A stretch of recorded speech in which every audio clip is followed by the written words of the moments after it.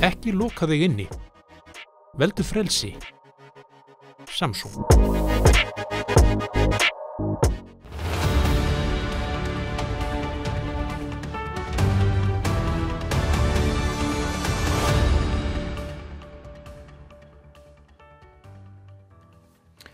Komið sæl og velkomin í Spursmál, föstudaginn 2. maí. Það af nóg að taka í þætti dagsins að sjálfsögðu. Ég minni aftur á bókaklúbbinn okkar góða sem hóf göngu sín í liðnum mánuði. Þá tókum við fyrir bókina Geir H. Haarde, ævisögu hans. Við verðum að birta greinar upp úr þessu og við ætlum að hitta Geir á vinnustofu Kjarvals á miðvikudaginn næsta klukkan 5.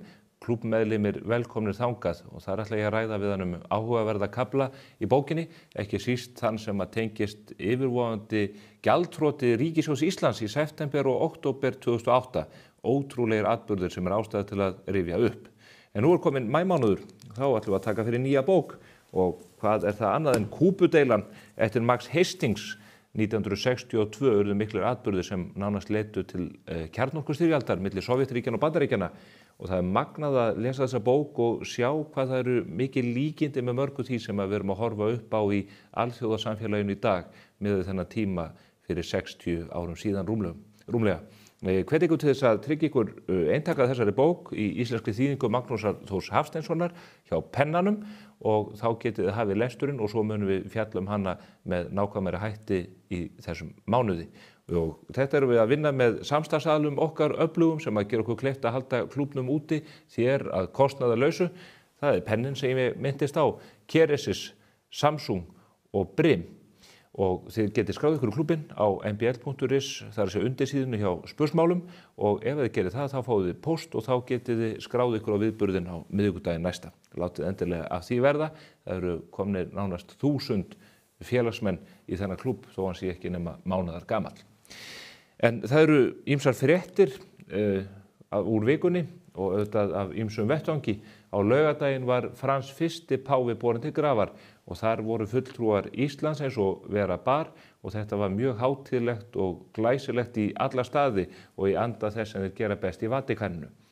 Það vakti hins vegar athygli mína og reynda margra annara þegar að forseti Íslands og síðan aðstoðarmaður utanríkisráðherra tók upp á því að birta á samfélagsmiðlum sjálfur þar sem þær höfðu komist í feitt eða gamalt öllu heldur. Joe Biden var þarna á svæðinu og þær létu taka sér myndir og birtu á þessum miðlum. Og maður spyr sig, hvað er þetta fólk að hugsa? Þau fara fyrir hönd okkar Íslendinga við útför páfans í Róm. Þetta er sorgarstund, kveðjuathöfn. Er þá viðeigandi á sama degi sem verið að birta geiflandi sjálfur af þessu tagi? Það má allavega bíða 1 dag eða 2 og minna þessar ágætu konur á að þær eru þarna einmitt í okkar nafni en ekki í eigin krafti. Það er vonandi að prótókollin taki á þess og kenni þeim að hegða sér á vettvangi sem þessum. En svo er það vettvangi stjórnmálana. Sigurjón Þórðarson, formaður atvinnuveganefndar þingsins og þingmaður Flokks fólksins, hann fór mikinn í ræðustól Alþingis núna í vikunni og þar var hann auðvitað að ræða fjölmiðla og hann ítrekar áfram þá skoðun sína að það er nú að taka á þessum fjölmiðlum sem ekki flytja fréttir sem eru honum að skapi. Ríkið er að veita styrki til fjölmiðla sem að berjast í bökkum í mjög óhagstæðri samkeppni við RÚV. En nú er komin í raun ríkisstjórn sem að getur hugsað sér að taka á fjölmiðlum sem eru þeim ekki þóknanlegir. Það ætlar Logi Einarsson að gera núna þegar hann ætlar að skrúfa niður styrki til 2 stærstu einkareknu fjölmiðla landsins. Og það ræddi ég við hann í mjög áhugaverðu viðtali á vettvangi Spursmála í liðinni viku. Ný því viðtali fordæmdi Logi einmitt framgöngu Sigurjóns og hvernig hann hefur talað í garð tiltekinna fjölmiðla.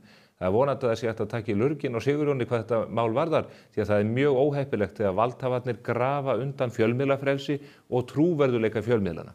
Það er raunar algjörlega óþolandi.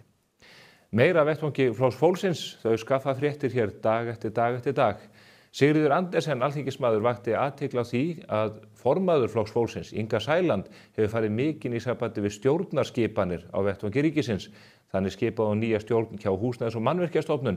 Verkfræðingafélagið gaf sér heila viku í að ná andanum yfir því hvaða fólk hafi verið valið þar inn og telur reyndar að það fólk búi ekki við þekkingu eða reynslu til þess að takast á við það stóra verkefni sem þeirri stjórnin falið.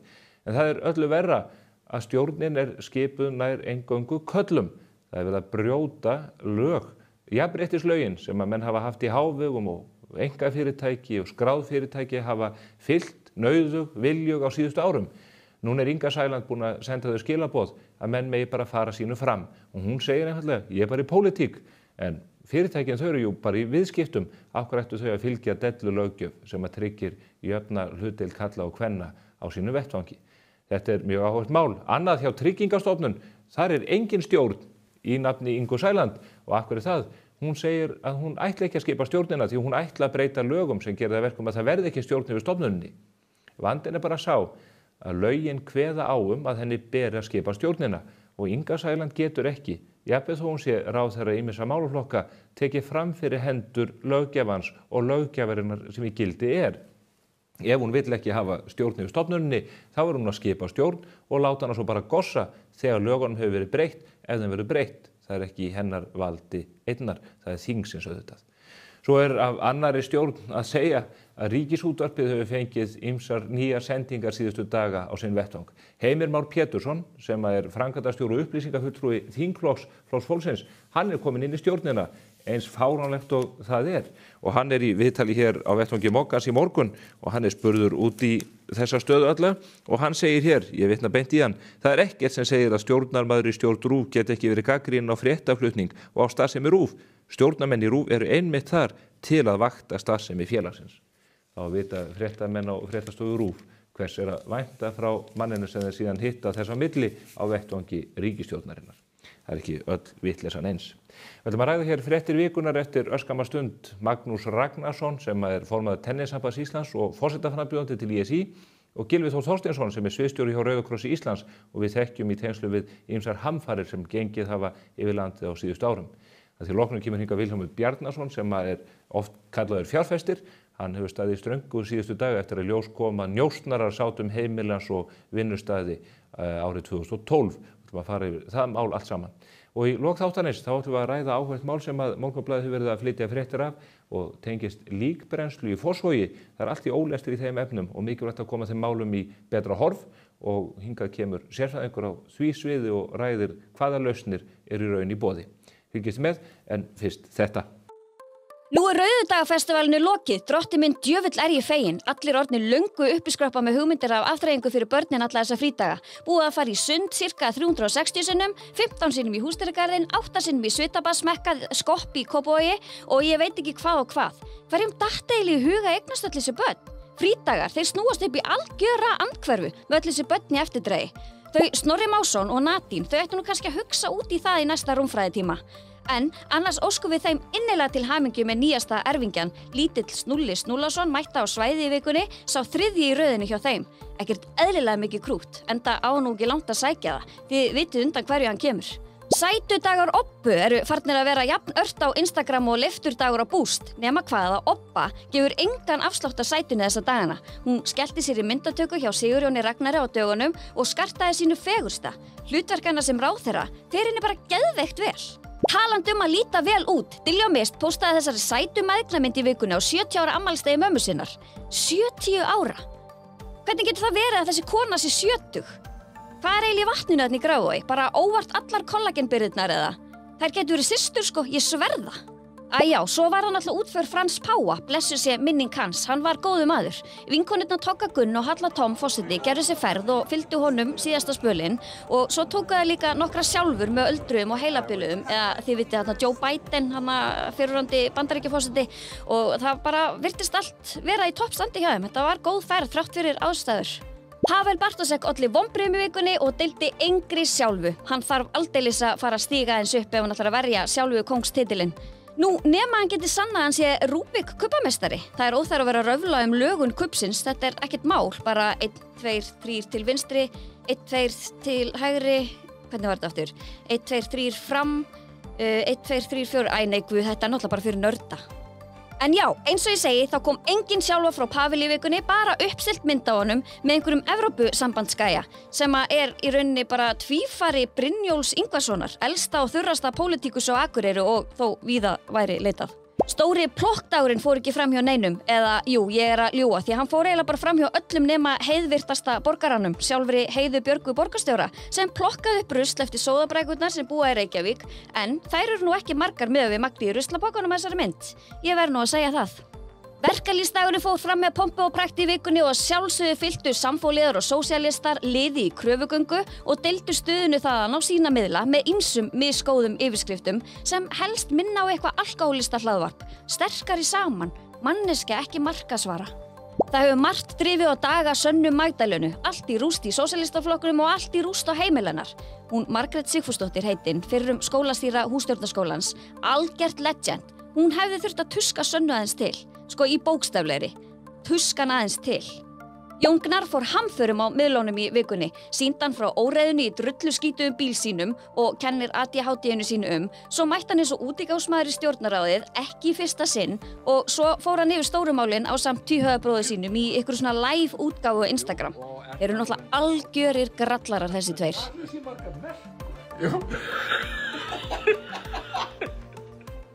Inga Sæland segir flokk fólksins sína vilja í verki en ekki í gegnum einhverjar innantómar glærusýningar eins og aðrir flokkar. Og það bara alveg rétt hjá henni, enda dalar tæknileysi eldra fólks með tímanum. Það kann enginn á PowerPoint allan í fjörgin. Það bara gerast í vikunni.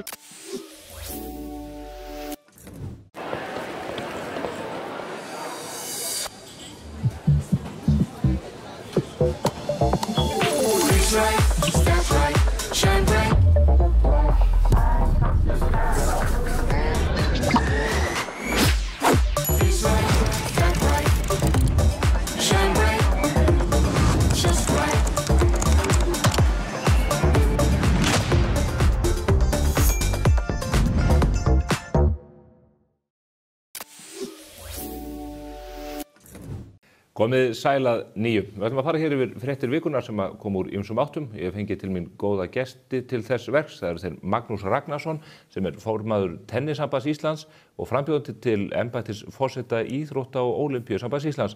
Og svo það Gylfi Þór Þorsteinsson og hann sviðsstjóri hjá Rauða krossi Íslands. Hann hefur komið víða við og við þekkjum hann kannski helst frá hinum makalausu tímum þegar að COVID reið hér yfir með öllum þeim óskapnaði. Velkomnir báðu tveir. Takk fyrir það. Takk fyrir. Það önnur ástæða fyrir því að við fáum ykkur hingað í sættið sameiginlega. Þið hafið báðir verið eiginlega auglýsingarödd fyrir BL og Ingvar Helgason. Er það ekki rétt? Jú, það passar. Það stemmir. Þess vegna hringdur ég. Já, það var okkur skaut það svona í hug. Tími til að fagna þess. Þú tókst við af Gylfa? Já, hann tók við af mér. Og nú einhver ungur maður tekið við af mér. Já, þú ert komin í úreldingu. Nú ertu bara á tennisvellinum. Það má segja sem svo. Hvað, í þessum auglýsingarestri, hvaða típur sitja svona fastast í huganum? Típur þá af bílum hjá BL, er það að tala um. Já. Það er sko mismunandi raddir fyrir mismunandi bíla, því að markadeildir þessara fyrirtækja sættis ekkit við að Land Rover lesarinn sé að lesa fyrir BMW. Nei. Þetta eru karakterar sko. Já. Varst þú með Renault?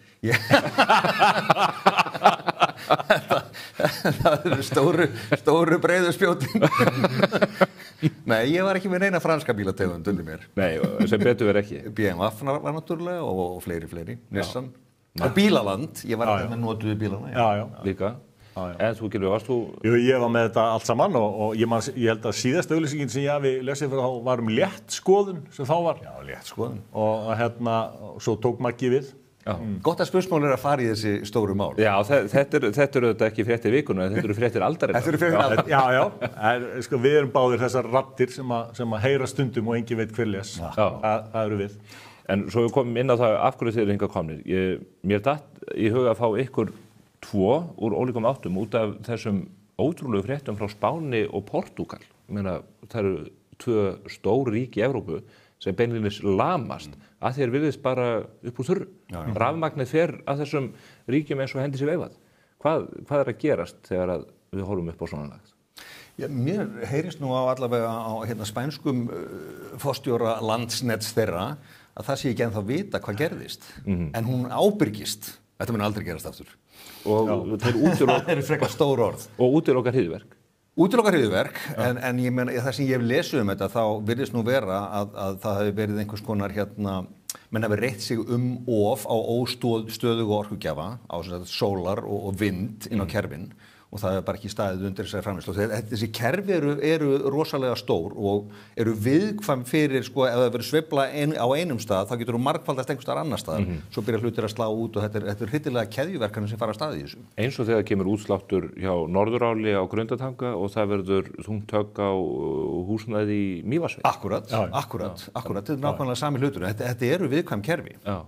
En þarna verður þetta allsherjar útsláttur í stórum samfélögum. Gylfi, þú hefur nú hefur unnið að málum þar sem að alvarlegar aðstæður komu upp, hvort sem það verður að rýma Grindavík eða hálfgert útgöngubann sett á heila þjóð út af heimsfaraldri. Já. Þegar þú horfir á svona atburð, hvað kemur upp í huga? Ef ég má nú aðeins skantast með þetta, þá kom það fyrst upp í hugan, mikið var þetta heppilegt í miðri herferð okkar hjá Rauða krossinum var þetta 3 daga verkefnið, 3 dagar.is. Matvæli. Þetta leit út fyrir eins og þetta væri bara áframhald af þeirri herferð, sko, að fólk ætti nú að vera viðbúið. Þetta er svona raunheima áminning. Já, þetta er raunheima áminning, en það er náttúrulega, sko, þegar við förum á stað með þessa herferð, þá er það 1995, svo það sé nú sagt, ásamt almannavörnum, einmitt út af svona atburð. Þetta getur alltaf gerst, að rafmagn getur farið af til lengri tíma. Það geta orðið hér á þessu landi alls konar atvik sem orsaka það að við þurfum að vera sjálfum okkur nóg í einhver tíma og það er svona miða við þessa 3 daga, þannig að það er nú kannski það sem að tekur lengst hjálparlið að berast, en við höfum margoft lent í þessu Íslendingar að vera án rafmagns svo dögum skiptir, sérstaklega fólk út á landi. Þannig að sko þegar við byrjuðum á þessu núna og þá voru margir sem að svona kvörtuðu kannski á netheimum yfir því að við varum að hræða, en þetta er nú sérstaklega gert til þess að fræða, ekki hræða, og við sjáum það líka þegar þetta gerist bæði hérna í Portúgal og Frakklandi að við erum svo háð rafmagni. Það fyrsta sem að fólki dettur oftast í hug þegar rafmagn fer, það er að hella sér upp á kaffi. Það gengur ekki. En sko það verður að segja Íberíu skagamönnum til rós að þeir ná þessu upp á alveg ótrúlega skammum tíma og maður skilur svo sem á Íslandi þeir eru að fara niður á Vestfjörðum og svo framvegis, það eru oft bara einhverja háspennulínur sem hafa ísast og brotnað eða möstur farið niður eða hvað, en svona kerfisbilun er náttúrulega miklu alvarlegri hlutur í rauninni. Ef okkar landsnet bara myndi leggja svona á hliðina, ég veit ekki hvað það tæki langan tíma að koma því upp aftur. Já, þetta byggir ekki bara á línulögnum öðru, þetta er líka þessi tölvukerfi sem er að ráðast á og annað og það er þess sem að menn óttast möguleg hryðjuverk. En þetta með 3 daga verkefnið, þið segið þetta getur rafmagn og annað, á öðrum Norðurlöndum eru bæklingar að koma inn á heimili fólks, þar sem að eru samskonar eða svipaða leiðbeiningar, en það varðar bara einfaldlega mögulega árás, innrás frá Rússum eða öðrum óvinveittum ríkjum. Eru þið ekki bara að sykurhúða þetta og segja, þetta snýst bara það að Landsnet geti klikkað? Hver eru ykkar skilabóð? Af hverju á ég að vera með 3 daga? Já, það er nú einmitt út af þessu, eins og gerist þarna og við sjáum nú til dæmis líka bara hvað er það, í fyrra eða hittifyrra að þá fór nú heita vatnið af á og stórum hluta bara, Keflavík, Njarðvík, bara heitavatnslaust og fólk komst ekki í bað. Rafmagn fór, gott að það var ekki bara meira og minna rafmagnslaust í 3 eða 4 daga hérna á Snæfellsnesi út af óveðri. Og eins og ég segi, þetta er verkefni sem við höfum verið í með almannavörnum frá 1995. Það var engin að tala Rússa þá, nota bene. Þannig að nei, við erum ekki sigurhúða eignir eitt í þessu. Og ef að við værum að reyna að undirbúa fólk undir stríð þá hefðum við nú alveg gert það með einhverjum öðrum hætti og ég sé nú ekki endilega að það sé okkar hlutverk að gera það heldur nema ef við varum beðin það sérstaklega. Það sem að við höfum ýmsa sérfræðinga hjá okkur sem að þekkja slíkt en nei, við erum ekki að sigurhúða einhver tilvonandi hættu ástand út af stríðsátökum, alls ekki. Hvað er það sem að við, Magnús, þurfum að gera í sambandi við þetta 3 daga verkefni? Segðu okkur í stuttu máli. Já, hvaða atriði eru þetta sem eru sennilega ólægi hjá okkur en við munum færa til betri vegar um helgina? Það verður ekki misskilningu, við deilum ekki heimili. Það er skott að hér sé allt upp á borðinu. Já. Nú þegar það er frá. Jú, það er náttúrulega sko, flest erum nú þannig að við eigum mest það heima hjá okkur sem við þurfum á að halda þegar svona gerist. Við byrjum náttúrulega á því að sko borða það sem í ískapnum sko, svo þurfum við að borða það sem í fristinum eða þetta til lengri tíma en við þurfum einhvern veginn að elda það. Þannig að annarkvort þurfum við að nota gasgrillið eða prímusinn sem að oft leynist nú í útilegudótun okkar. Við þurfum að eiga reiðufé og það kom nú skýrlega í ljós að ná lífeyrisskaganum að sko fólk þurfti reiðufé til þess að bjarga sér. Því að þetta var á sumum stöðum sólarhringur sem að rafmagn var úti. Reiðufé til 3 daga þá? Það hugmynd? Já, sko, já, því ekki. Og það náttúrulega mismunandi hver svo upphæð þarf að vera. Maggi eyðir mun meira en við, geri ég ráð fyrir. Akkurat. Ertu með 1,5 milljón í reiðufé heima hefur? Eðlilega. Og hérna... Það kostar að vera í tennis. Það er mjög dýrt að vera í tennis. Boltarnir eru dýrir. Og svo er hann alltaf með sínaskeiðabólgu líka, geri ég ráð fyrir. En það er svona ýmislegt og þú getur lesið allt þetta á 3dagar.is, það sem við birtum svona lista yfir það sem hægt að versla sér. Þú getur líka farið inn á bæði, sko, veit ég að Ólís að fara að selja svona viðlagakassa og inn í Elko, ef þú slærið inn viðlagakassi inn í leitarvélina hjá Elko og þá farið upp alls konar vörur þar. Sumir að selja, sko, handtrekt útvörp. Vegna þess að það var nú það sem að vantaði svo mikið hjá fólki einmitt þarna í Frakklandi og Portúgal að það var að fá upplýsingar. Og þegar net og símar liggja niðri þá er ekkert eftir nema útvarpið og þá er eins gott að hafa annarkvort batteri eða geta trekt það upp til þess að geta hlusta. Jón Axel vinur minn er með að selja einhverjar svona varaaflsstöðvar. Á fólk að koma sér slíku til að geta hlaðið síma og annað? Ég á nú svona batteri, svona banka, hleðslubanka. Og er hann fullur af rafmagni?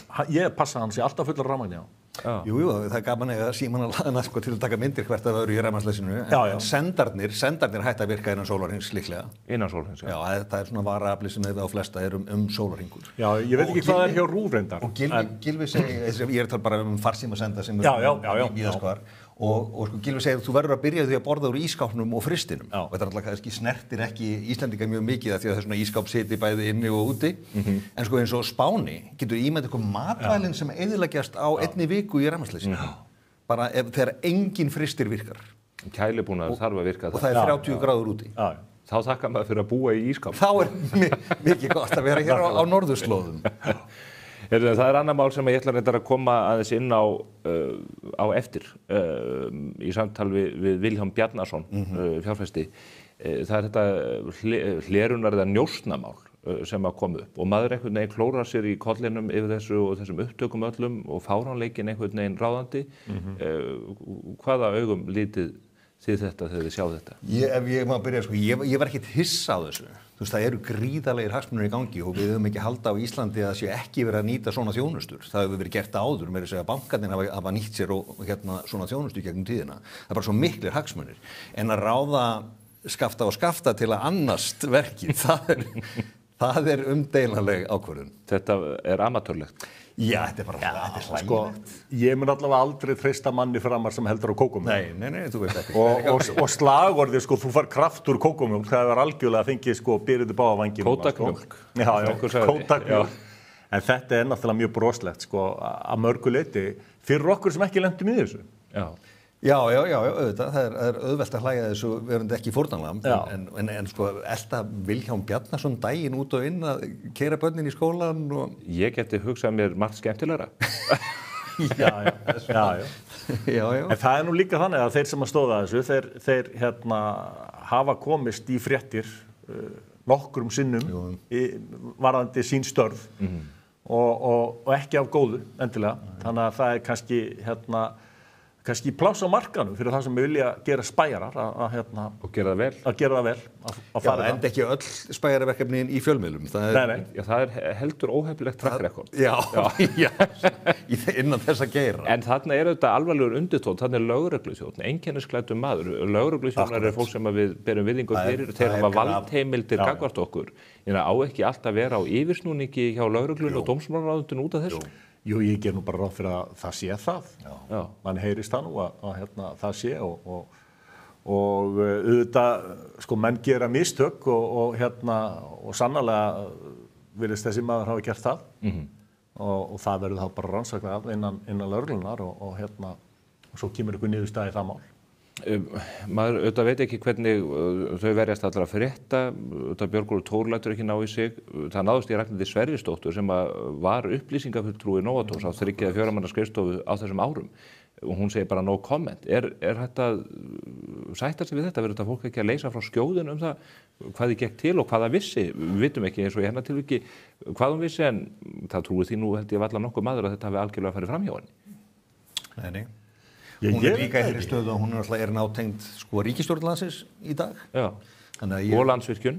Og Landsvirkjun, já. Þannig að ég myndur að ætla að það væri eðlileg krafa að hún opnaði sig eitthvað málið. Já, ég ekkert endilega viss hún hafi eitthvað endilega vitað málið en þá bara segir hún það. Ég meina, ef þú ert að láta njósna menn, þú ert kannski ekki að auglýsa það neitt sérstaklega, jafnvel meðal starfsmannaðinna, Já, og það ekkert sem segir hún tengist þessum málum. Nei, þetta mjög Nóatór ekki stórfyrirtæki. Nei. Og þarna eru þau í hörðum slag við þetta fólk pérlega séð, þannig að maður velti fyrir sér hefur það farið alveg fram hjá henni.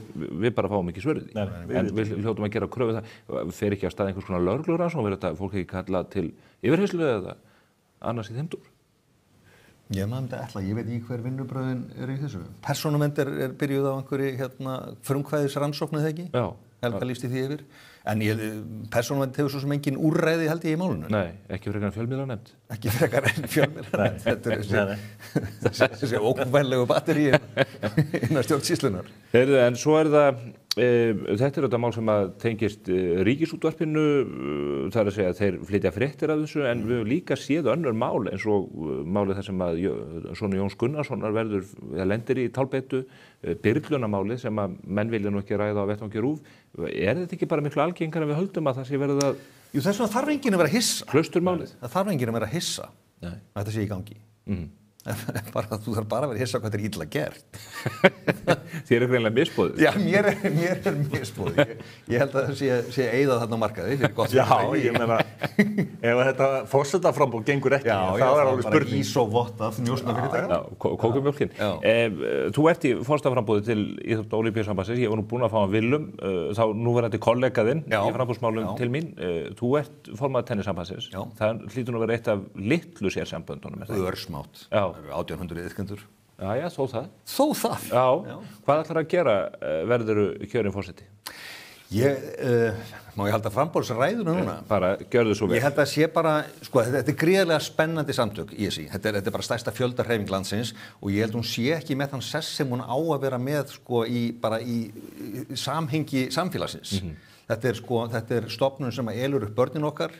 Þetta er ótrúlegt afreksstarf unnið þarna, það er mikið lýðheilsuverkefni og mig langar að færa í rauninni samtalið ISÍ frá því að vera einhvers konar styrkþegar yfir því að fái bara eðlileg framlög til þess að vera þessi máttarstólpi samfélags sem það er. Og ég leiði mér að fullyrða að íþróttahreyfingin hafði ekki minni áhrif á syni mína í uppeldinu heldur en grunnskólinn á sínum tíma. Innan íþróttastarfsins þá eignuðust þeir fyrirmyndir, þeir lærðu að ástundun fylgir árangur, þeir lærðu að tapa, þeir lærðu að sigra, þeir lærðu ótrúlega hluti til að bara leyfa þeim að glíma við lífið. Og einhvern veginn því miður þá hefur skólakerfi alltaf verið að víkja sér undan þessu hlutverki. Þeir fundu sér enga fyrirmyndir í grunnskóla. Nei. Og nú má ekki einu svona prófa börnin eða láta á þau Já, við skulum ekki einu svona fara þangað. Við skulum ekki láta þau keppi í íþróttunum, bara æfa þær Svo fáum við enga mælanleika á það hversu góðu eru. Nei, mælanleika, þú lærir mælanleika, þú lærir hvergi betur mælanleika heldur en í íþróttunum. Nei, hlaupið 100 metrar. Já, og þú hleypur á svona mörgum sekundum. En ertu þá að boða það að þú ætlar að fara og sækja meiri peninga til eins og opinbera eða hvernig? Já, ég er að boða það. Ég er að reyna að koma þessari hreyfingu á annan sess og hluti af því verkefni líka er að einfalda hreyfinguna.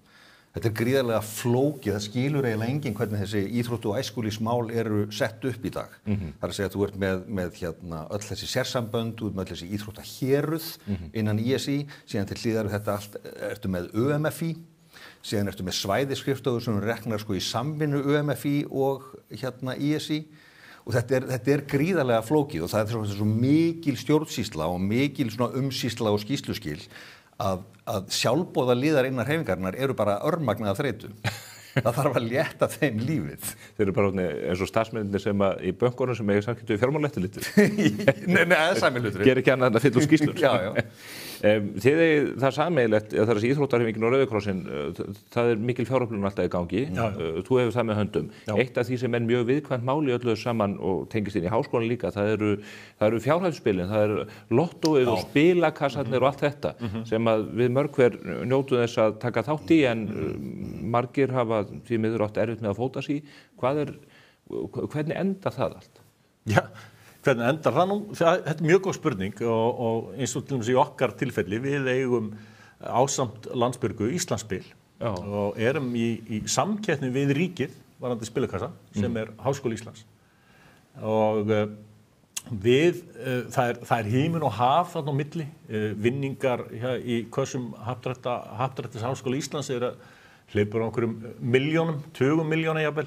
Ég held að hæsti vinningur í kössunum okkar sé 200.000, þannig að það himinn og haf þarna á milli. Nú eins það lottóið, það eru nú vinningarnir mjög háir líka. Við höfum margoft komið fram með þá tillögu að gefa út svokölluð spilakort, þar sem að þú þarft að kaupa innegnina.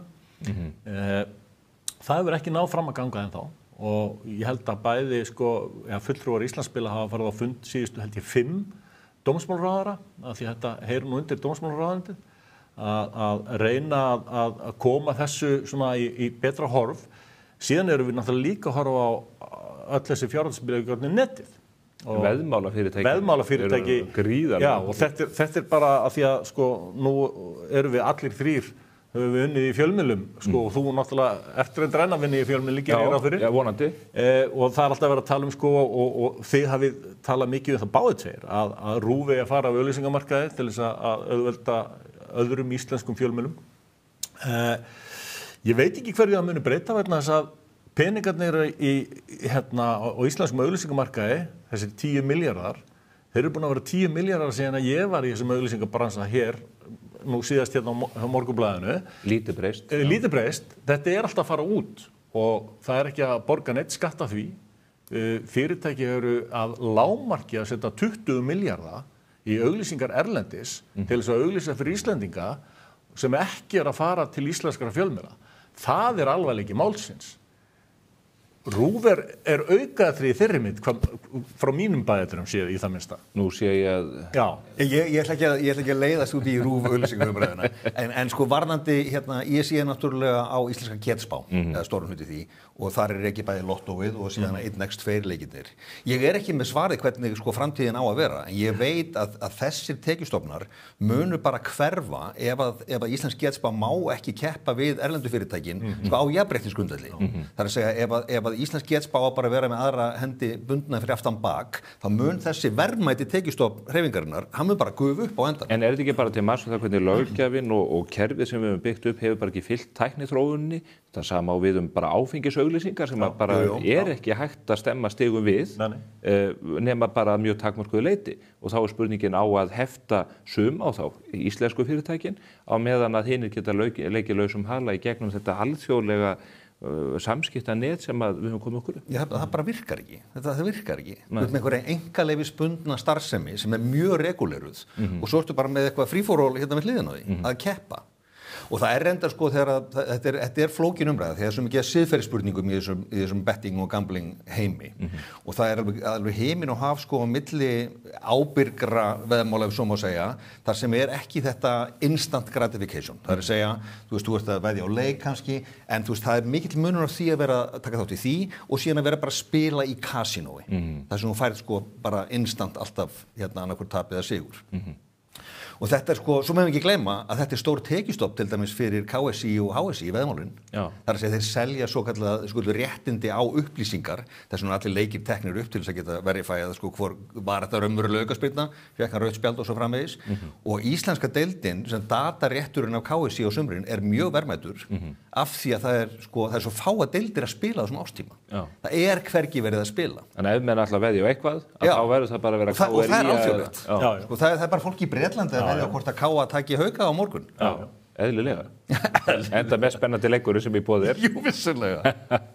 Eru aðrar stórar fréttir sem að hafa svona gripið ykkar augu og eyru síðustu dagana? Eða... Já, ef að ég má byrja þá verði ég að segja að, að flokkur fólksins hættir ekki að koma óvart. Nei. Ég var ótrúlega hissa að fylgjast með þingumræðu í fyrradag þar sem að Inga Sæland var spurð bæði út í skipan Heimismás í stjórn Ríkisútvarpsins og eins út í skipan stjórnar Húsnæðis- og mannvirkjastofnunar og hennar svör voru bara á einni veg, það er bara ég á þetta, ég má þetta. Já. Ríkisútvarpið þarf að vísa í að Heimir Már Pétursson sem upplýsingafulltrúi og framkvæmdastjóri þingflokksins, hann komin í stjórn RÚV og segir nú reyndar í viðtali við okkur hér í morgun að þetta sé ekki óeðlilegt, stjórnin eigi að hafa eftirlit með störfum RÚV og hann hafi skoðanir á því. En Húsnæðis- og mannvirkjastofnun, það er annað mál, þar eru settir inn flokksgæðingar en jafnréttislög eru brotin og að engu virt. Á þetta má þetta.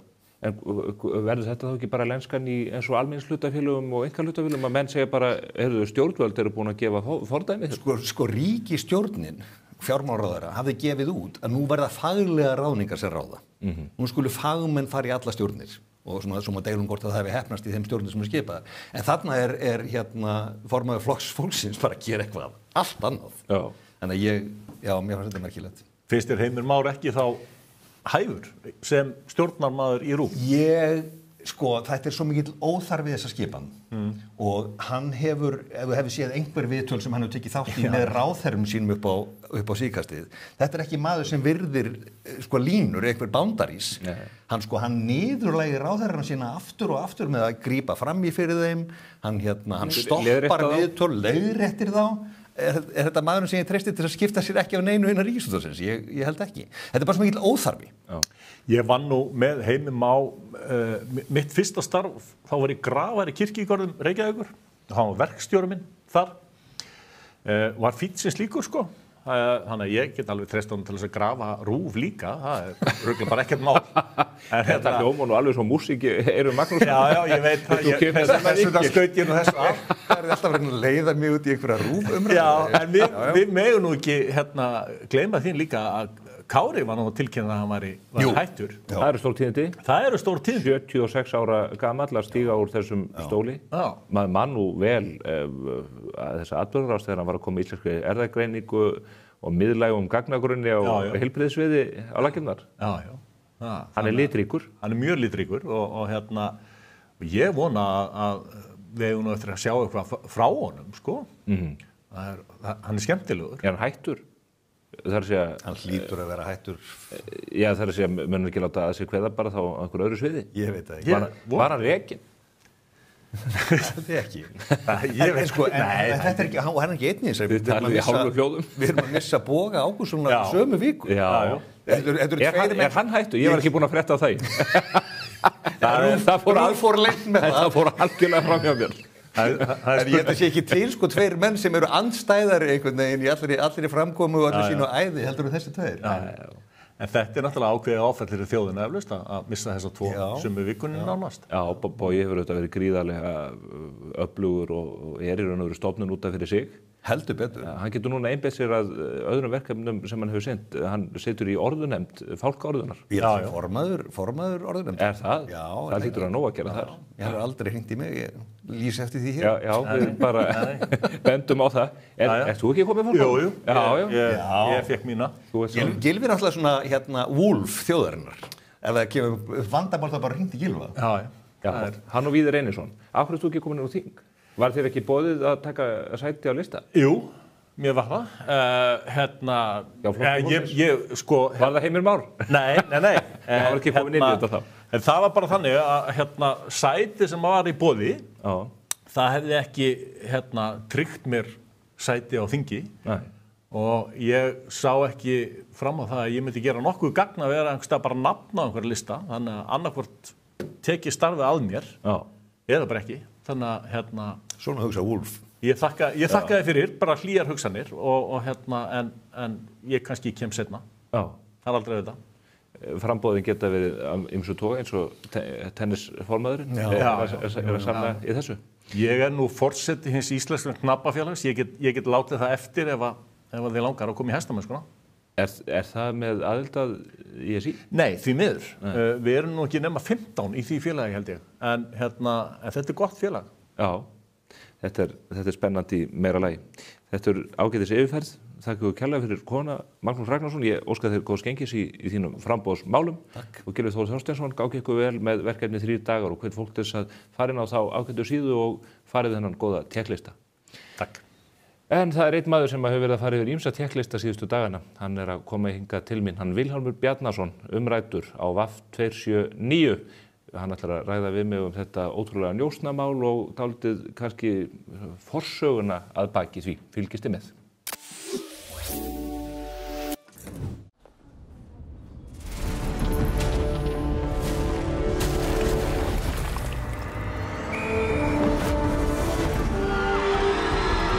Hvern langar þig að hitta í dag? Pennin Eymundsson. Ristnan á leiðinni niður. Gott eða slæmt? Cardio. Einfaldari útgjöld. Komdu og reynslaktu glænýjum Toyota Land Cruiser 250 hjá viðurkenndum söluaðilum. Toyota. Förum lengra.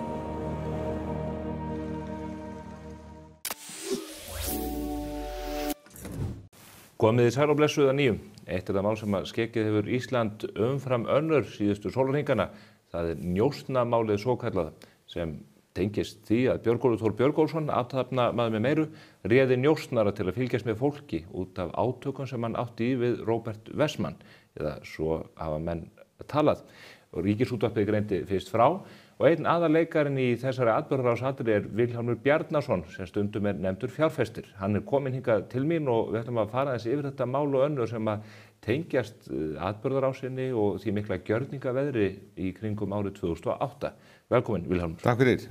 Ég er allan að fá að leiðrétta tvennt. Í fyrsta lagi þá er ég ekki leikari í þessu, ég er fórnarlamb í þessari atburðarás. Í öðru lagi þá er ég ekki fjárfestir, ég er fyrst og fremst áhugamönnum fyrir alls svona sparnað. Og fjárfestir leið? Já, það getur vel verið að allir sem eiga frjáls og sparnað séu fjárfestar. En ég er það ekki umfram aðra.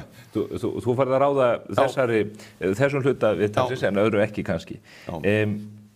Aðalleikari eða fórnarlamb, jú, þú ert kallaður upp í útvarpshús og þér eru sýndar upptökur af þessum njósnaleiðangrum sem að beintust gegn þér og fleira fólki.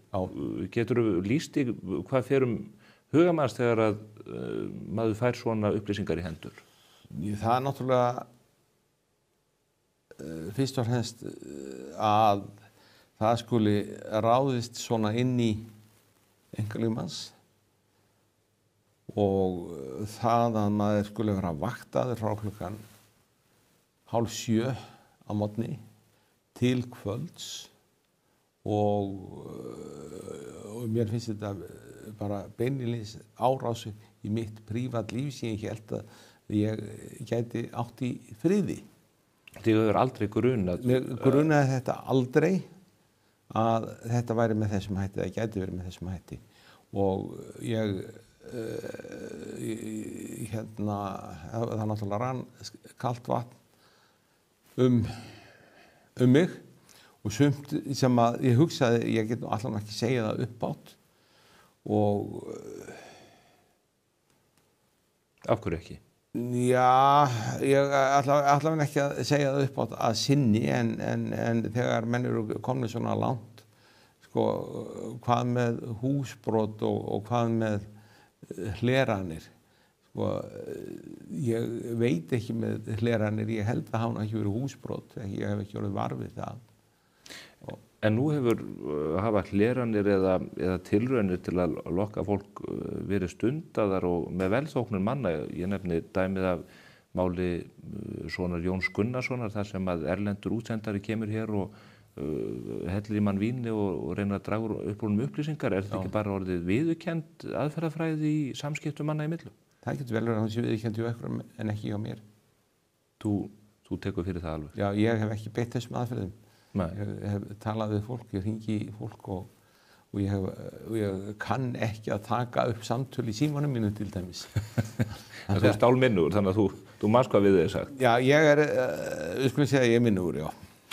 En förum aðeins yfir þetta mál, þar að segja, hvað er það sem leiðir til þess að þeir fá augastað á þér og senda sína menn á eftir þér með þeim hætti sem að við höfum orðið vitnað? Sko, Ég tel að það sé þáttaka mín í málsókn gegn Novatör, gegn Björgólfi Thor Björgólfssyni, fyrst og fremst, sem meiri hluta eiganda í Landsbankanum, þar sem hann og hans fjölskylda voru yfirtöku skild vegna stórs eignarhluta. Eða stórra eignarhluta. Þeir eignarhlutir voru ekki allir á sama nafni og sumir voru faldir. En félagi minn í þessari málsókn sá sem eiginlega fann slóðin að hann hafði lúslesið rannsóknarskýrslu Alþingis og rekist þetta nokkra hluti sem samanlagt gaf honum vísbendingum að þetta væri ekki eins einfalt eins og rannsóknarnefndin hélt.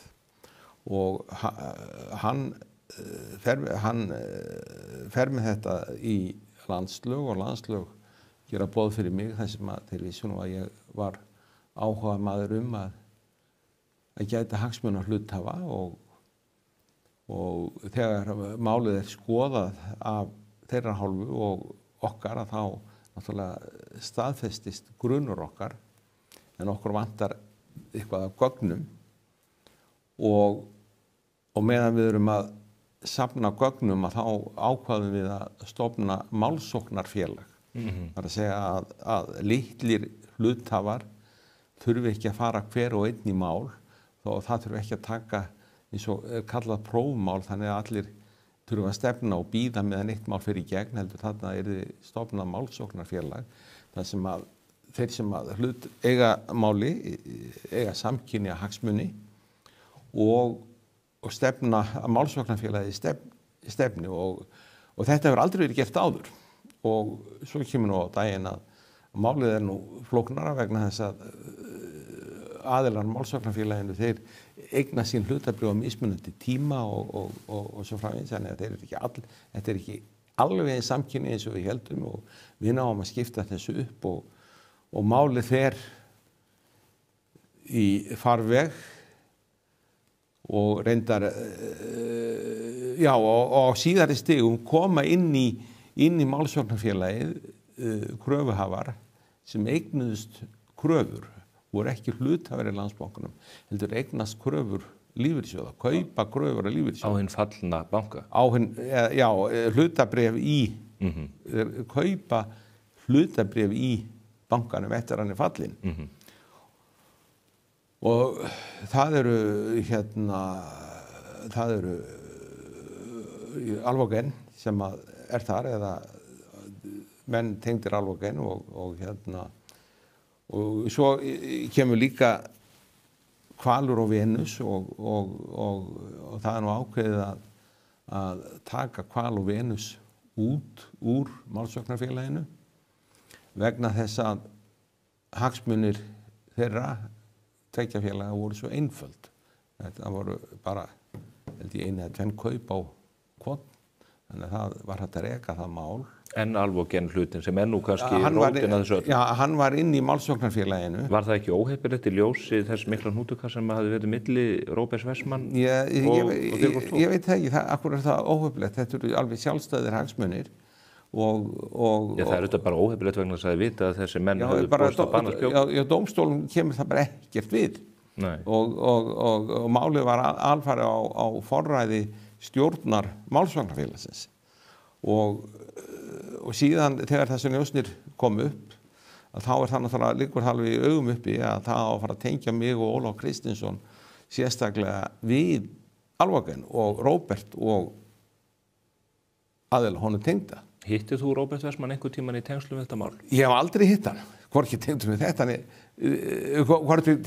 þetta ni annað. Og ég hef hitt einn aðeila innan hús hjá Alvogen, þar sem við ræddum þetta mál eftir þetta ákomið á stað. Hver var það? Ég ætla nú að sleppa því að nefna það, þetta var bara okkar fundur og við ræddum þetta mál svona eins og þetta lá við okkur og hvað við varum að fara og síðan var þetta mál alfarið á forræði lögmanns landslaga og stundum kom upp atriði sem hann vísaði til stjórnar málsóknarfélagana og formaður stjórnar Hildur Ýr Viðarsdóttir lögmaður hjá landslögum og svo vorum við Ólafur Kristinsson í stjórninni og við þurftum stundum að ræða mál fyrir utan það að ég kom þarna í tíma og ótíma á landslög og spurði gang hvað var að frétta núna og svo ferill málsins sá að þessi vísað frá á grundvelli fyrningar í héraði og fyrningin hófst þegar Landsbankinn fór í þrot og við áfrýjum því til Landsréttar og Landsréttur fyrnir þetta frá vegna þess að fyrning hófst þegar skýrsla rannsóknarnefndarinnar kom út. Og þar með málið áfram gilt? Nei, við vorum aðeins of sein. Með það líka? Já, en þá kemur Hæstiréttur og segir að það sé nú ekki víst að málið sé fyrnt, það verða að taka efnislega afstöðu í málinu, að auki hafi hinni stemdu aldrei krafist fyrningar hvorki á hvorugum þessar grunna. Þannig að fyrning hafði ekki verið krafist og málið var þá aftur komið í hérað. Þegar Björgólfur Thor Björgólfsson leitar sátta. Og hann greiðir ríflega milljarð til Málsvarnarfélagsins? Já. En með skilyrðum sem að tengjast einmitt þessum hnútukasti hans og Róberts? Já. Skilyrðið það að þeir fá ekki neitt og við náttúrulega í stjórninni gátum ekki tekið afstöðu til þess því þeirra réttur var merkur og hinna. Þannig að þeir taka sjálfur á afstöðu að falla frá sínum gröfum. Þessi milljarður hann deilist þá á félagsmenn í hlutfalli? Já, og reyndar á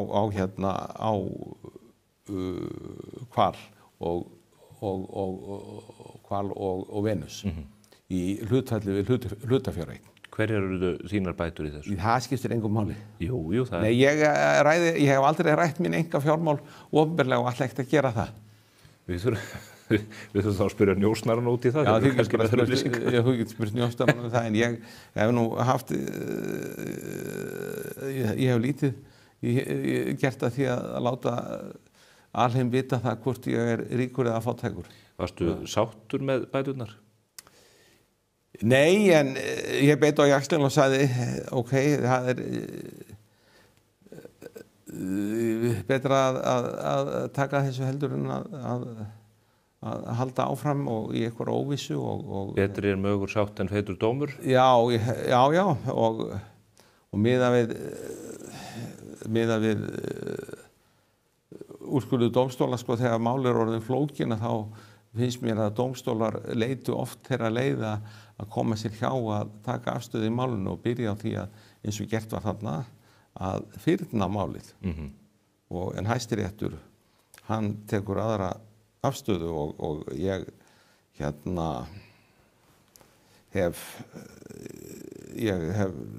nú þetta var mér lærdómur þessi fyrning núna í þessari affæru í njósnunum vegna þess að Sigríður Friðjónsdóttir ríkissaksóknari byrjar á því að segja málið sé fyrnt. Þetta 12-13 ára gamalt. En ég segi já, bíddu nú við. Hvenær varð mér ljóst að brotið hafi verið á mér? Mér verður ljóst að brotið var á mér 8. apríl. Og reyndar ekki fyrir en 29. í heild sinni. Og kallar það á frekari viðbrögð eða málið leitt í jörðu með því að þetta upplýst? Nei, þetta kallar þetta frekari viðbrögð en við skulum bara bíða með það.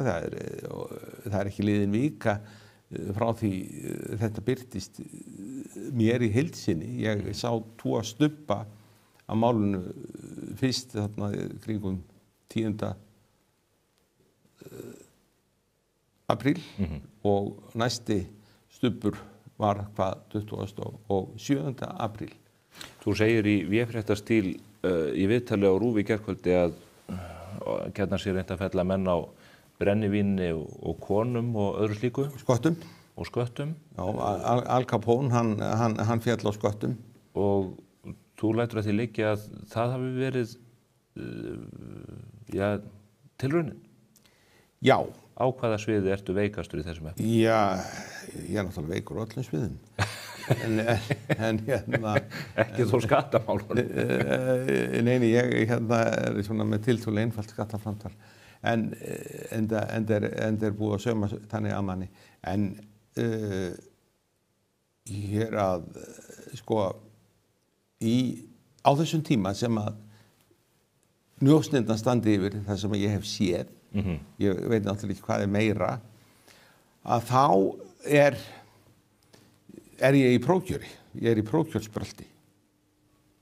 Og ég var svona þokkalega þekkt persóna á þeim tíma vegna þáttöku minnar í bröldi í kringum hrunið. Ég tel mér nú hafa svona meiri þekkingu á fjármálamarkaði heldur en almenningur og ég tel mig hafa meiri og betri þekkingu á uppbyggingu fjármálafyrirtækja og ýmsum kröfum sem gerðar eru til fjármálafyrirtækja. Þú gamall yfirmaður í bankakerfinu? Já, ég var yfirmaður í bankakerfinu, það var kannski annað bankakerfi heldur en seinna varð og til dæmis eiginfjárkröfur og þetta bara, þetta dæmi gekk ekkert upp og mér verið snemma ljóst að það er svo mikið af svokölluðu hlutafé bankana, það er veðsett annarkvort bankanum sjálfum með öðrum banka. Þannig að bankakerfið það veikist hverja veðsetningu. Það er ekki, og ef að einn banki fellur þá verða dómínóeffekt og þeir falla allir. En þú nefnir prófkjörið. Já, og hvernig ætluðu menn að þá var svo einfalt að þessi metnaðarfulli maður sem að hefur nú haft áhuga á stjórnmálum frá því að hann var 7 ára gamall, að nú ætlar hann að ganga aðeins lengra og fara í framboð og þá er svo einfalt að fella mig á meintum fylliríum og samskiptu við konum og skattamálum og einkafjármálum og öðru slíku. Og heldur þeir hafa verið að reyna að róta upp einhverju slíku? Já, hvar er maðurinn? Hvert fer maðurinn? Af hverju fylgst svona með mér? En það kemur ekki ljós að þú lifir bara ótrúlega óáhugaverðu lífi. Þú fer bara í sund klukkan 7 á morgnar og ert alltaf að bóna bílinn. Já, ég er hundleiðilegur, sko. Ég er hundleiðilegur. Það sagði ég ekki. Ég er hundleiðilegur. Til dæmis ég er að bóna bílinn, þá er ég ekki að drekka til viðbótar. Nei. Til dæmis Þannig að þeir fundi ekkert. Þannig að það fannst ekkert og það náttúrulega er ákveðin vonbrigði í málinu. En það breytir því ekki að ég kann ekki við að þessi fylgst með mér með þessum hætti. Það er nú eitt góð maður sem ég talaði við sem sagði það er nú til margs það hvað Ísland er lítið og óhugavert land að þegar það kemur upp njósnamál þá tengist það eftirför gagnvart Vilhjálmi Bjarnasyni. Já, það má segja það. Þú ert komið frægasta enganúmer á Íslandi, VAF 279, kennir þetta ekki mönnum það að vera ekki með enganúmer því að það gerir njósnurunum enn auðveldara vik að fylgja þær eftir? Jú, það gerir þeim aðeins auðveldara, ég viðurkenni það, en ég fekk svo ljótt númer á einn bíl sem ég keypti að ég... Þú bjóst út í Eyjum, þú varst... Nei, ég fekk ljótt númer á bíl sem ég keypti og ég ákvað að veita mér það að taka upp hégómanúmer, gamla númerið mitt þegar ég bjó í Vestmannaeyjum. Þannig var að það fyrsti almennilegi bílinn sem ég eignaðist, skulum við segja. Reyndar átti ég hluti í Austin Mini 1975 en 1981 þá kaupi ég mér Saab 99 og fæ á hann, þá bjó ég út í Vestmannaeyjum og fæ á hann númerið VAF 1605 og svo þegar ég kem til Eyja þá get ég valið þarna úr númerum í skúfunni og það er VAF 130, VAF 155 og VAF 279 og ég er dálítið svona, ég vil nú hafa tölur í lagi og hugsa mikið í heilum veldum af tölum, til dæmis heilu veldi af 2 og heilu veldi af 3 og summu heilla velda og þannig að ég hér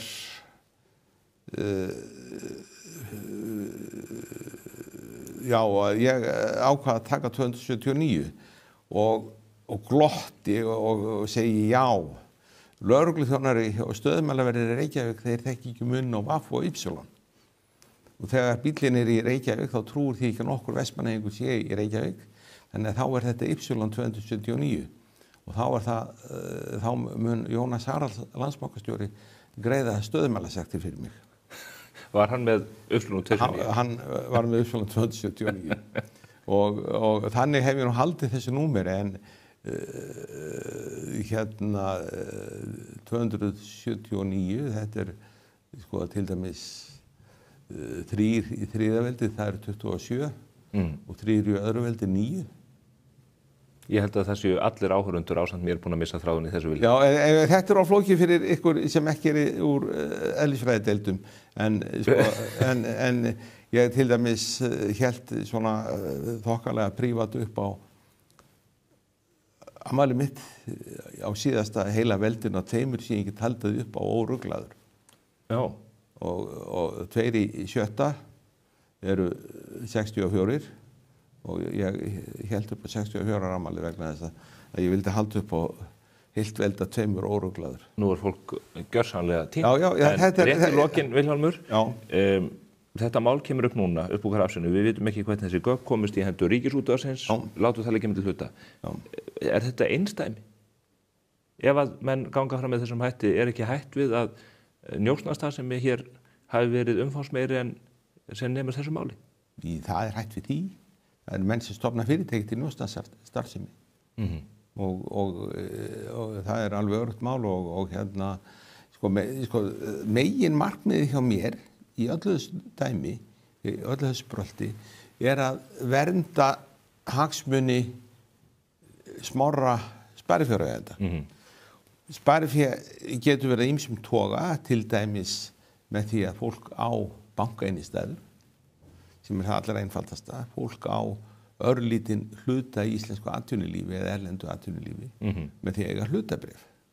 Eða sumir klikkaðir, þeir vilja ekki eiga neinar skráðar eignir og þá kaupa þeir málverk sem náttúrulega annar sjúkdómur og ég fyrst og fremst í þessu til að gæta eða misst að fólk virði hagsmuni lítilmagnas í þessu og félagarétturinn íslenskt atvinnulíf byggir meira og minna á hlutafélögum og þegar ég fer á stað í málsókn gegn stjórn Glitnis, þá segir við mig hæstaréttardómari að það hafi aldrei komið fyrir hæstarétt mál á grundvelli hlutafélagalaga, þar sem hlutafélagalögin réð úrslitum, nema vegna vörsluskatta í gjaldþrotum. Og þetta sé spennandi mál sem þarna kemur fyrir og hérna Hæstiréttur fór undarlega leið til að sýkna stjórnina en kom síðan með kennsluefni fyrir slitastjórn Glitnis og það kann að vera að við höfum kannski ekki séð einn vinkil í því máli sem var markaðsmisnotkunar vinkillinn, markaðsmisnotkun á kostnað Glitnis og hann bara Þetta dálítið flókið mál. Já, ég meina, fólk á aldrei að stoppa á neinu máli vegna þess að það er flókið. Fólk verður að sitja sig inn í mál og ekki, eins og ég sagði í gæri viðtali, að prumpa bara í bala vegna þess að málið því algjörlega ofvaxið. Það það sem þú til að lögreglan sé að gera í þessu máli? Já, ég meina viðbrögð lögreglunar og segja manni það að þau líti þetta alvarlegum augum. Hvað þýðir það? Það þýðir nákvæmlega ekki neitt. Það þýðir það að fólk að koma sér undan svörum. En ætlar að láta á þetta reyna? Ætlar að leita réttar þín skapar þeir sem að brutu á þinni persónu? Það skulum við... Líkur það ekki augum uppi? Já, það kann að vera en í svona máli eins og þessu að þá á maður að gera hlutina vel. Ætlar að sækja bætur til Björgólfs öðru sinni? Við skulum bara sjá til hvernig það verður en allt sem gert verður gert með vönduðum hætti þannig að maður skjóti sig ekki í fótinn eða báða fætur en ég ætla ekki að gefa hennar yfirlýsingar viðbrögð. Ég fyrst og fremst að lýsa því sem hefur gerst í þessu máli og hvað vakti fyrir mér og Ef þú sætir hér andspænis Björgólfi Thor Björgólfsson, hvað hefðurðu við hann að segja? Ég myndi náttúrulega, nei, ég ætla ekki að segja það. Sko, það var samið í fyrra málinu, málsóknarfélaginu, þar sem að málinu var lokið og svo niðurstaða yrði ekki rædd efnislega og þannig að ég ætla að láta persóna hans í friði að svo komnu í þessu máli en við sjáum bara til lífið heldur áfram. Vilhelm Bjarnason, takk þér kærlega fyrir komuna. Takk fyrir. Hér eftir örskamma stund samtal líkbrennslu á Íslandi. Furðulegt mál en afskaplega áhugavert. Fylgist með.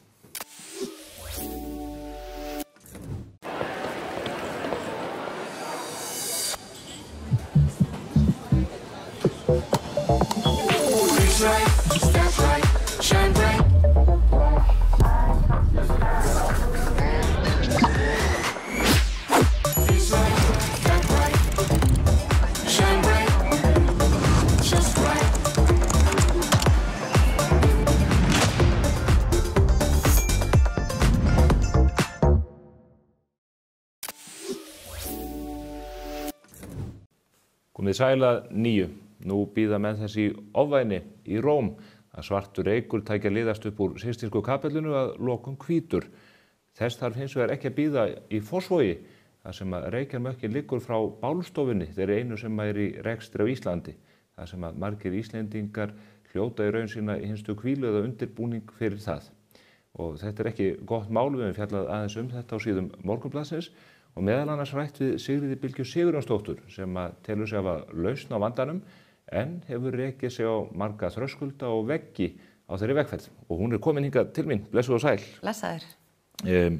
Bálstofan til þess að útskýra fyrir fólki, hún er rekin af kirkjugörðum Reykjavíkurprófastsdæmis. Já. Þar eru reknir 2 ofnar sem að þessi bálfræðina fara fram og þeir eru frá árinu 1948. Já. Og sá rekstur gengur ekki slysalaust fyrir sig. Nei, hann hefur ekki verið að gera það á undanfarnum árum. Ofnarnir eru gamlir, þeir eru orðnir 77 ára og algjörlega barn síns tíma. Og það mætti rauninni segja að núna þeir eru bara tegandi tímasprengja vegna aldurs og sökum þess að það er ekki hægt að setja neitt mengunar varnar eða mengunar hreinsi búnað á þá. Af því þeir eru svo gamlir? Já.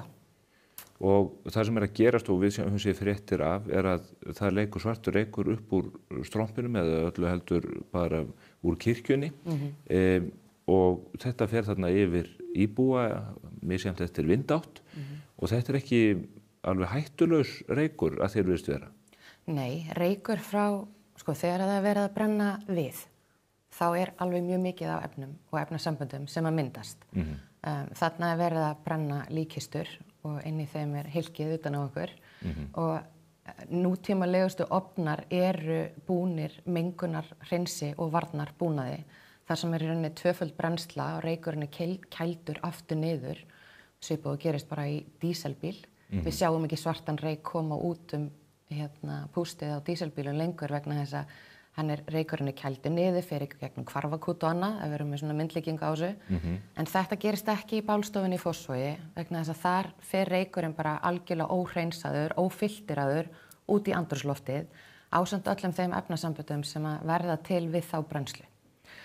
Þannig að þetta eitur kemur ekki úr mannslíkamann heldur úr efnunum sem fylgja með kistunum og þeim viði sem að notaður er til brennslunar. Já, en að sjálfsögðu líka eitthvað úr líkamannum en það er bara allir þessi pakki sem er verið að brenna í einu og af því að þetta er ekki hreinsað eða filterað þá fer þetta bara svart út í andrúmslofti. Ég kalla þig hingað til mín vegna þess að þú hefur fjallað þessi mál frá árinu 2019 ef ég maður rétt. Þú átt félag sem heitir Tré lífsins. Hvaða fyrirbæri það? Já, það ekki félag í minni eigu en ég sennilega stofnandi og í forsvari. Tré lífsins sjálfseignarstofnun í atvinnurekstri sem ekki rekin í hagnaðarskyni.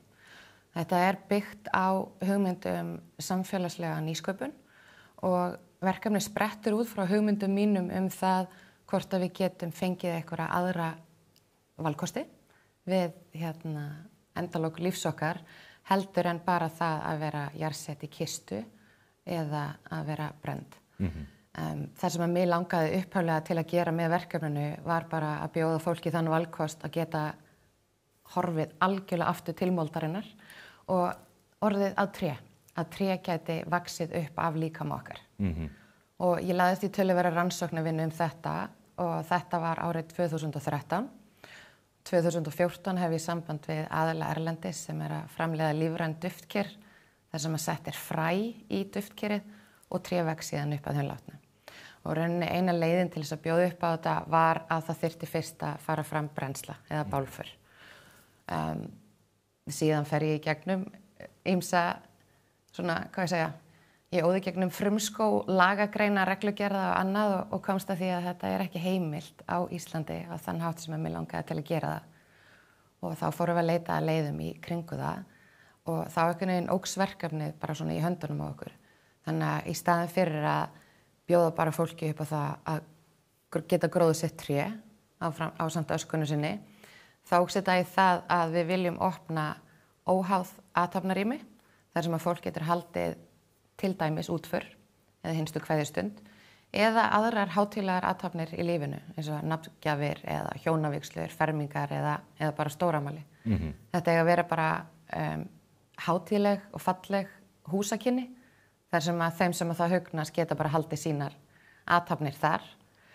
Í öðrum hluta húsnæðisins þið síðan bálstofa þar sem að fólk getur fyllt ástvinni sínum alla leið að ofninum og verið í svona hlýlegu, opnu rými þar sem að, við getum verið bara með fólkinu okkar alveg að síðustu kvæðistund.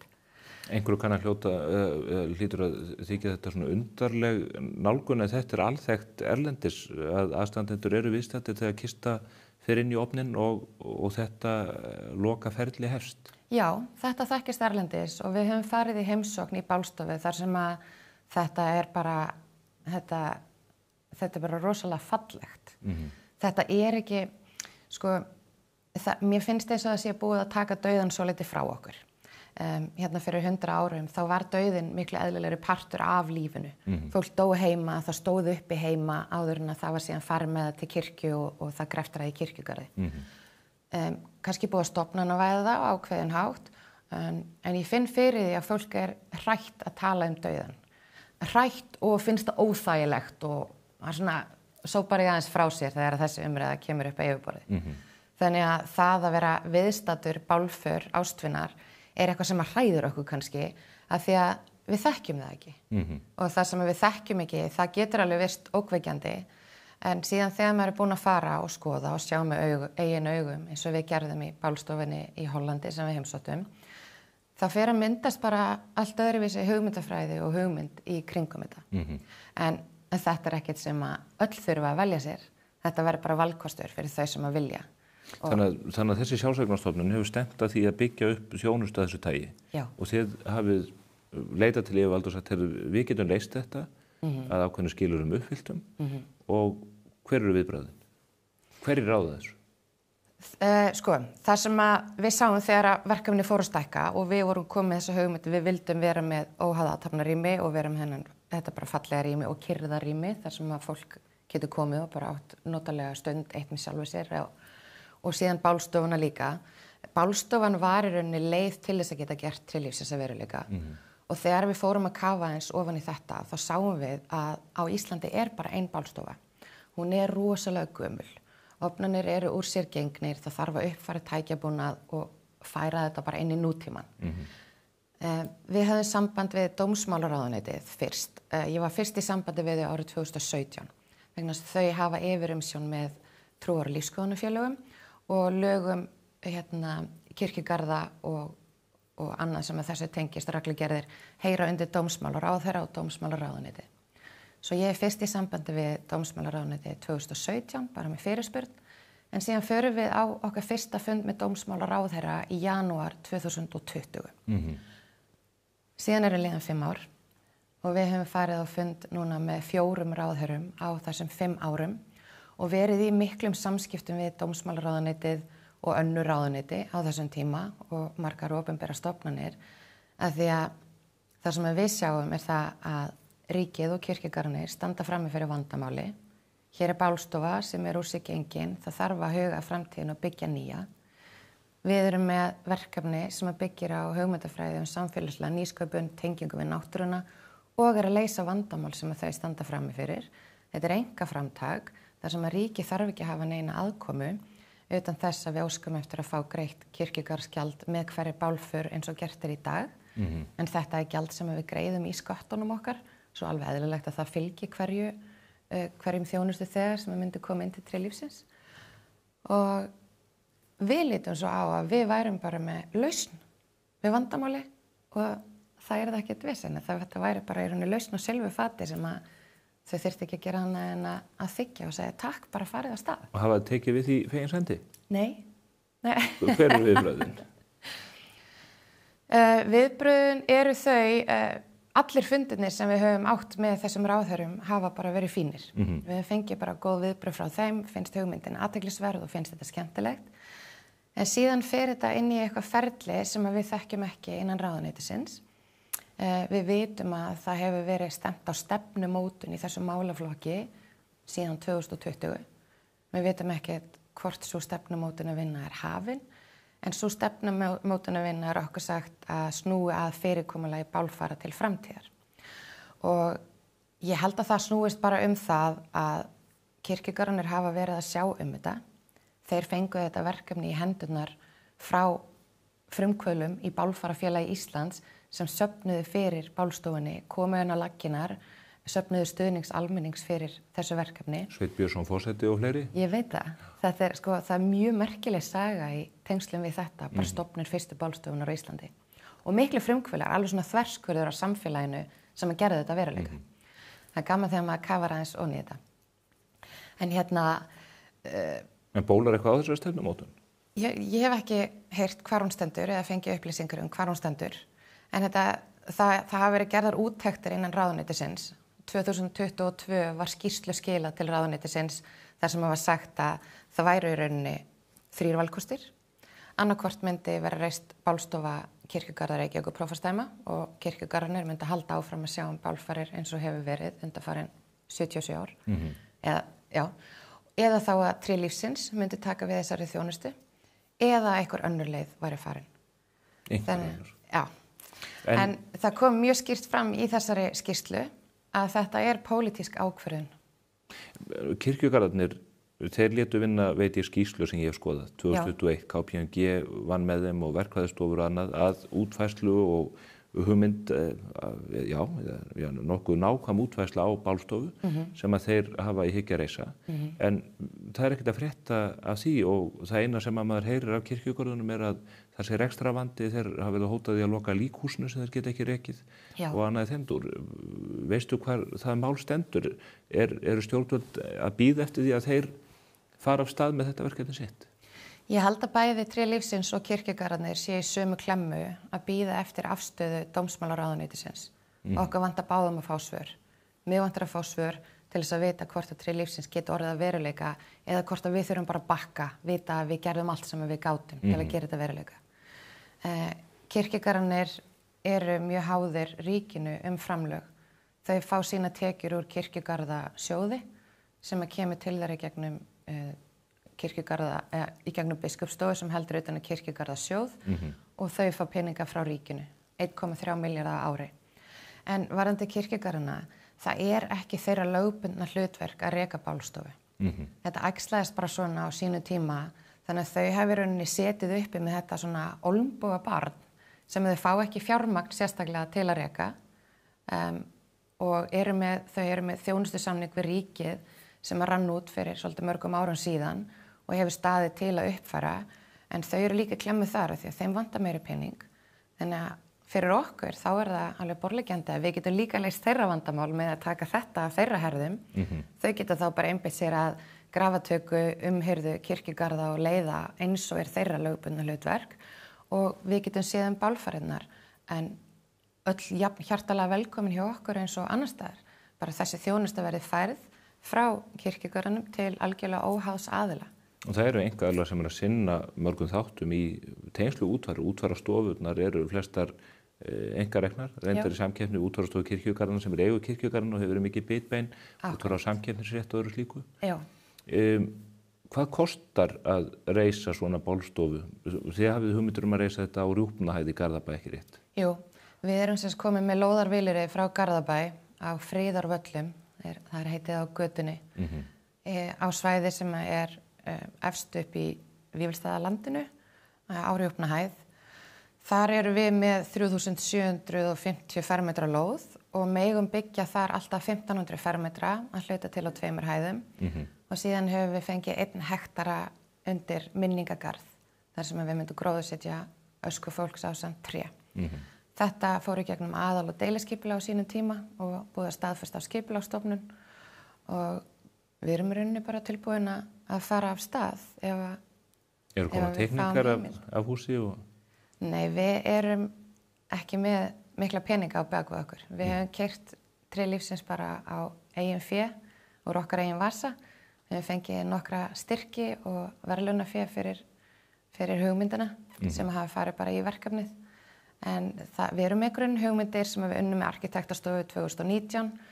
Það hefur ákveðin hugmyndavinna verið gerð, en eftir við fengum sterka aðila sem að ætla að koma með okkur inn í fjármögnunina á verkefninu, eftir við fengum þau í lið með okkur, þá liggur fyrir að við förum bara í hönnunarferlið aftur, en við erum með mjög mótaðar hugmyndir hvernig húsnæði skuli vera byggt, skuli tekið tillit til umhverfisins og náttúru, hringrásarhagkerfið haft í huga og þetta gert bara eins vel úr garði og hægt til að þjónusta fólk af bara öllum bakgrunni.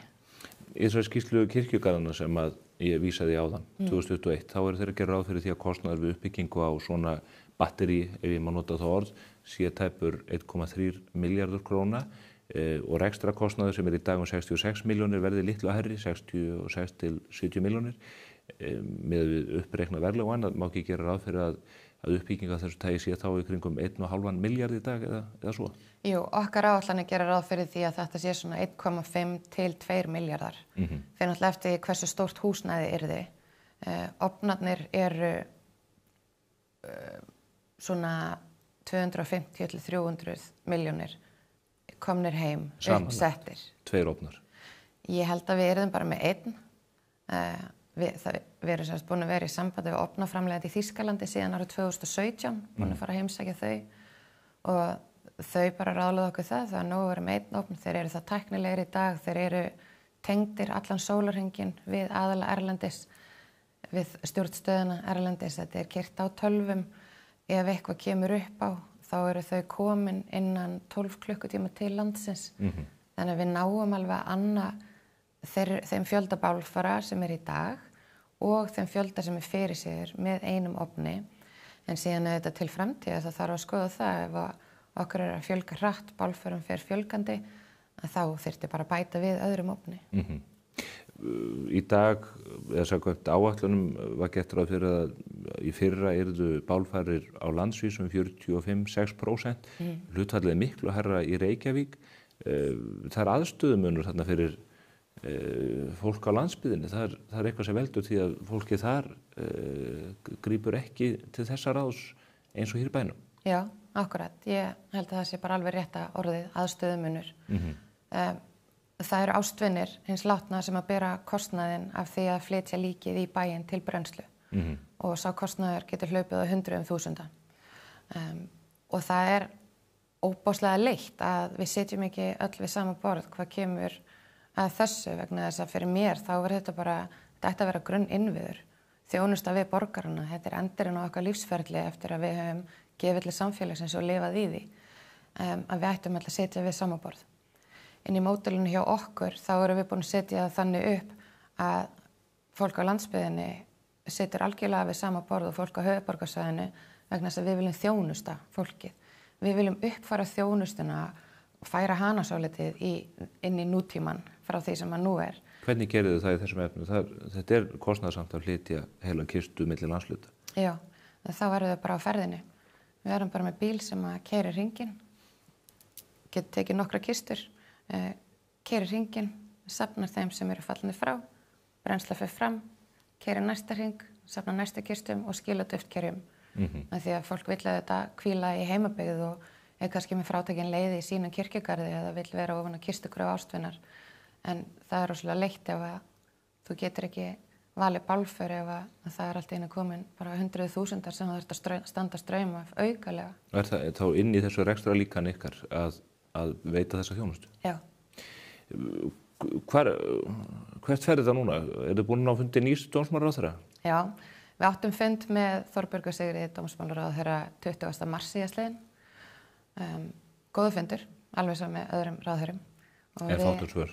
Já, við fengum engi svör á fundinum, en ég veit ekki hvenær við munum fá svör. En það er alveg ljóst vegna stöðunar sem er á bálstofunni í Fossvogi að það þarf að taka ákvörðun og það er búið að vera vitað í nokkur ár að það þarf að taka ákvörðun og mér finnst það bara ábyrgða hluti að það sé ekki búið að ákveða hvað á að verða í þessum málum af því að meðan ákvörðunin er ekki tekin þá þurfa íbúar í Fossvoginum, börn á leikskólanum þannig að beint á móti, börn í Klettaskóla sem er hinum með við götuna og bara við allir hérna á höfuðborgarsvæðinu, Reykur spyr ekkert hvar það átt heima, hann bara dreifist með allir því sem í honum er.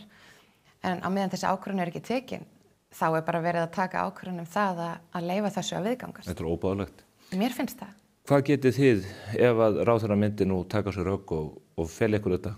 Hvað er þið langt í að ofnarnir frá Þýskalandi eru kynntir? Við getum fengið ofnana til landsins á 6 mánuðum. Og við erum búin að vera í sambandi við framleiðandan okkar bara allan hennar tíma og vera uppfæra þau af því ég er með tilboð frá þeim og reyna að halda þeim við efnið að segja en við erum ekkert að fara að bakka út, við erum að biðja til stjórnvöldum.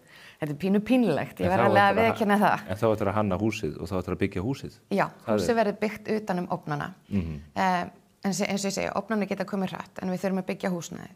Það er hafin undirbúningsvinna uppi í Rjúpnadal vegna þess að við verðum að sama svæði og nýr kirkjugarður Garðbæinga. Það er komin vegur upp yfir, síðan þarf náttúrulega að tengja allt við rafmagn og rotþró og vatn og annað. Sko 2 ár til 3 en helst eins hratt og mögulegt er með þau gæði sem við viljum bjóða upp á. Þetta á ekki verið gert í æðbundu gangi. Við viljum byggja þetta til framtíðar en 2 til 3 ár. Það tekur þann tíma? Já. Þannig að menn megi engan tíma að missa? Alls ekki og hefði átt að vera búið að hefja það fyrir löngu síðan bygginga á nýrri bálstofu til þess að bálstofan í Fossvogi fengi bara rannið sitt skeið og verða síðan bara kannski að safni söguna af því að það er frábær saga í kringum þetta allt saman. Einmitt. Og síðan myndi þá ný bálstofa taka við þegar eftir að hún myndi slökkva á ofnunum í síðasta sinn og vonandi verður það bálstofa trélífsins. Já. Við sjáum hvað settur og ég mun einhvern tímann fá tækifæri til að fara yfir það með dómsmálaráðherrann, hvernig þessi mál standa í ráðuneyti hennar. Sigríður Bylgja Sigurjónsdóttir, þakka kærlega fyrir spjallið þessi áhugaverðu en einhverju leyti þungbær mál. Já, þakka kærlega fyrir. Og góða helgi. Sömuleiðis.